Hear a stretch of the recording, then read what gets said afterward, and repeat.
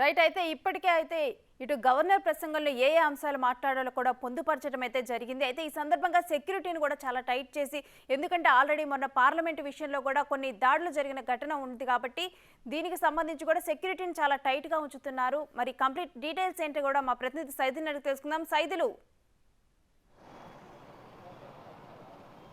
Yes Renusri parliament దాడి జరిగిన నేపథ్యంలో ఇప్పుడు ఇక్కడ మన తెలంగాణ శాసనసభలో మూడో రోజు జరుగుతున్నటువంటి సమావేశాల్లో భాగంగా ఈరోజు గవర్నర్ ప్రసంగం ఉన్న నేపథ్యంలో ఇక్కడ అసెంబ్లీ ముందు భారీ భద్రత ఏర్పాటు చేశారు. మొత్తం 4 అంచెల భద్రత ఏర్పాటు చేశారు. అంటే అసెంబ్లీ లోపల 2 అంచెల భద్రత ఉంటుంది. ఎవరు కూడా ఆ ప్రాంగణం చుట్టూ కూడా ఎవరు వెళ్లకుండా చాలా క్షుణ్ణంగా పరిశీలించిన తర్వాతనే పంపిస్తున్నారు. దాని తర్వాత ఇటు రెండు అంటే మన సీఎం ఛాంబర్ చుట్టూ కూడా అక్కడ ఉన్నటువంటి మంత్రులు ఛాంబర్ చుట్టుపక్కల కూడా ఎవరు రాకుండా ఓన్లీ ఒక పోలీస్ అధికారులు మాత్రమే, అదేవిధంగా మంత్రులు ఎమ్మెల్యేలు మాత్రమే వాళ్ళకు సంబంధించిన అన్నీ కూడా చెక్ చేసిన తర్వాతనే లోపలికి ఎలో చేస్తున్న పరిస్థితి కనిపిస్తుంది. తర్వాత బయట కూడా అన్ని టీములు పోలీసులు అన్ని అంటే దాదాపుగా ఇక్కడ చూసుకున్నట్టయితే మనము 4 అంచెల భద్రత అంటే ఒకటి వాళ్ళు మఫ్టీలో కొంతమంది ఉంటారు, అదేవిధంగా QR team, quick response team అని చెప్పేసి ఉంటుంది. అంటే ఏదైనా సంఘటన జరిగితే వెంటనే రెస్పాండ్ అయ్యి అలర్ట్ చేస్తారు. సో కాకపోతే అదేవిధంగా షిఫ్టింగ్ టీమ్ ఎవరన్నా సడన్గా వచ్చి వాళ్ళ సమస్యలు చెప్పుకునేందుకు ఇక్కడ ధర్నా అలాంటివి ఏమైనా చేస్తే మాత్రం ఏమంటే షిఫ్టింగ్ టీమ్ ఉంటుంది. వాళ్ళు కూడా వెంటనే వెహికల్స్ రెడీ చేస్తారు. రెడీ చేసిన తర్వాత అవి వాళ్ళని షిఫ్ట్ చేసి పంపిస్తారు. సో ఈ విధంగా వాళ్ళు మొత్తం కూడా దాదాపుగా 10 డిపార్ట్మెంట్లు ఏర్పడి వాళ్ళ ఇక్కడ ఉన్నటువంటి అసెంబ్లీ చుట్టుపక్కల పరిసరాల ప్రాంతాలన్నింటి కూడా భారీ బందోబస్తు అయితే ఏర్పాటు చేశారు. ఎందుకంటే ఇక్కడ ముఖ్యంగా వెహికల్స్ వచ్చే వాహనాలు అన్నింటిని కూడా క్షుణ్ణంగా పరిశీలిస్తున్నారు. ఎందుకంటే పార్లమెంట్లో దాడి ఘటన తర్వాత కూడా మొత్తం దేశవ్యాప్తంగా కూడా ఇక్కడ నుంచి ఆయా రాష్ట్రాలకు సంబంధించిన అసెంబ్లీ సమావేశాలు జరుగుతున్న నేపథ్యంలో ప్రతి ఒక్కరు కూడా అలర్ట్గా ఉండాలని చెప్పేసి ఇప్పటికే ఇంటెలిజెన్స్ హెచ్చరించిన నేపథ్యంలో కేంద్ర హోంశాఖ కూడా ఆయా రాష్ట్ర డీజీపీలను కూడా హెచ్చరించిన నేపథ్యంలో ఖచ్చితంగా అలర్ట్గా ఉండాలి. ప్రతి ఒక్క వ్యక్తిని క్షుణ్ణంగా పరిశీలించిన తర్వాతనే లోపలికి అనుమతించాలని చెప్పేసి కూడా ఆదేశాలు జారీ చేసిన నేపథ్యంలో వాళ్ళు ఇప్పుడు మళ్ళీ గవర్నర్ గారు ప్రసంగం ఉన్న నేపథ్యంలో సో పోలీసులు కూడా చాలా అలర్ట్గా ఉన్నారు.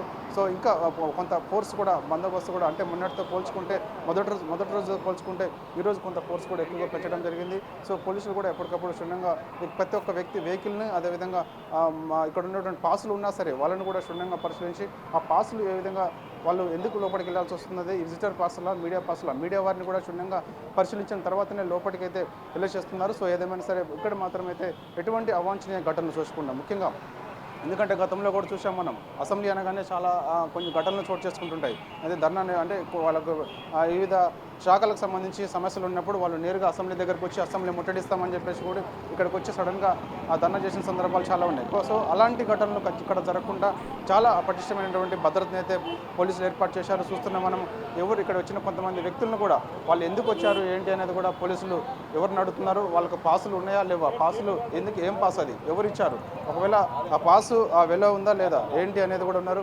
ప్రస్తుతం మనతో ఏసీపీ గారు సైదుల్ సార్ ఉన్నారు. సార్ చెప్పండి, ఎలాంటి భద్రత ఇక్కడ ఏర్పాటు చేశారు, అంటే వ్యక్తులు ఏ విధంగా పరిశీలించి అన్ని ఐడెంటిఫికేషన్ పాసులు అవన్నీ కరెక్ట్ ఉన్నాయా లేదా చూసిన తర్వాతనే పంపడం జరుగుతుంది లోనకు. ఎందుకంటే మొన్న కూడా పార్లమెంట్లో ఘటన చోటు చేసుకుంది, అలర్ట్గా ఉన్నారు సార్. ప్రతి ఒక్క వ్యక్తిని క్షుణ్ణంగా పరిశీలించి లోపలికి వెళ్ళి చేస్తున్నారు. ఎందుకంటే గవర్నర్ ప్రసంగం కూడా ఉంది, మరి కొద్దిసేపట్లో గవర్నర్ గారు కూడా ఇక్కడికి వచ్చే అవకాశం ఉంది.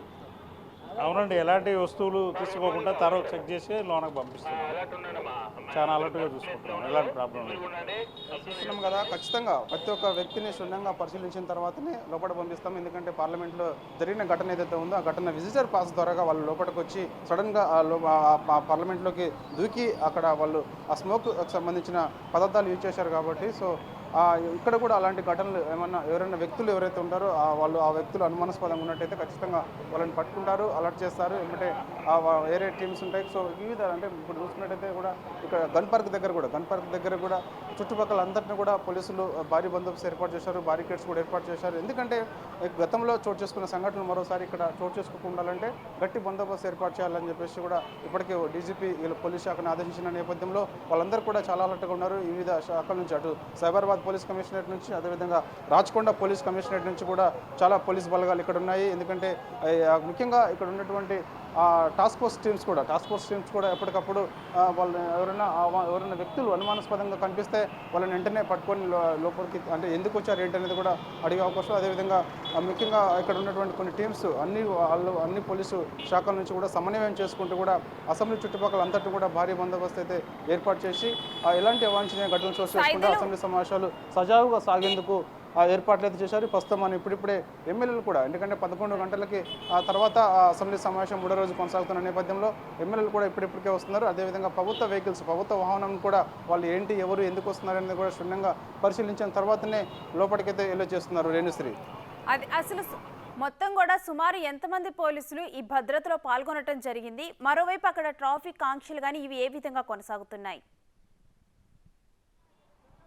వాస్తవంగా ట్రాఫిక్ అయితే ఇక్కడ అసెంబ్లీ ముందు రెగ్యులర్గా వాస్తవంగా అసెంబ్లీ సమావేశాలు జరిగేటప్పుడు అంటే ఓన్లీ ఒక సీఎం కాన్వే వస్తున్నప్పుడు మంత్రుల కాన్వే వస్తున్నప్పుడు మాత్రమే ఈ ట్రాఫిక్ని ఆపుతారు. మిగతా టైంలో వెహికల్స్ అన్నింటిని కూడా సజావుగా మూవ్ చేస్తారు. సో ఎట్టి పరిస్థితుల్లో కూడా ఇక్కడ ట్రాఫిక్కి సంబంధించి ఆంక్షలు ఎట్టి పరిస్థితుల్లో కూడా ఇక్కడ లేవు.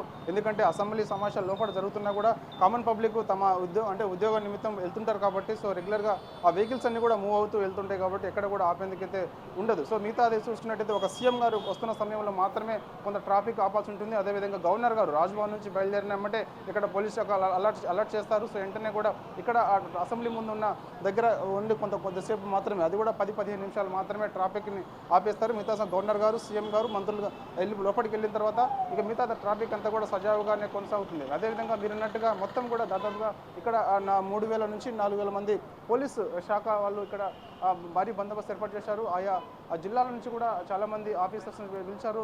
అదేవిధంగా కొన్ని మంది డిఎస్ అదేవిధంగా కింది స్థాయి కానిస్టేబుల్స్ అందరినీ కూడా పిలిచి ఇక్కడ 2-3 రోజుల నుంచి కూడా అంటే ఒకవేళ ఇక్కడ మనకి అసెంబ్లీ సమావేశాలు ఈ రోజుతో ముగుస్తాయా గవర్నర్ ప్రసంగం ముగిసిన తర్వాత ఏంటనేది కూడా ఒక క్లారిటీ వచ్చే అవకాశం ఉంటుంది. సో ఒకవేళ మళ్ళీ అసెంబ్లీ సమావేశాలు పొడిగించినట్టయితే కూడా యాజ్టీజ్గా ఈ బందోబస్తు ఇట్లానే కొనసాగుతుంటుంది. ప్రస్తుతం అయితే మనకి అసెంబ్లీ సమావేశాలు ఈ రోజుతో ముగుస్తాయా లేదనేది కూడా కొంత క్లారిటీ రావడానికి అయితే గవర్నర్ గారి ప్రసంగం ముగించిన తర్వాతనే వచ్చే అవకాశం కనిపిస్తుంది.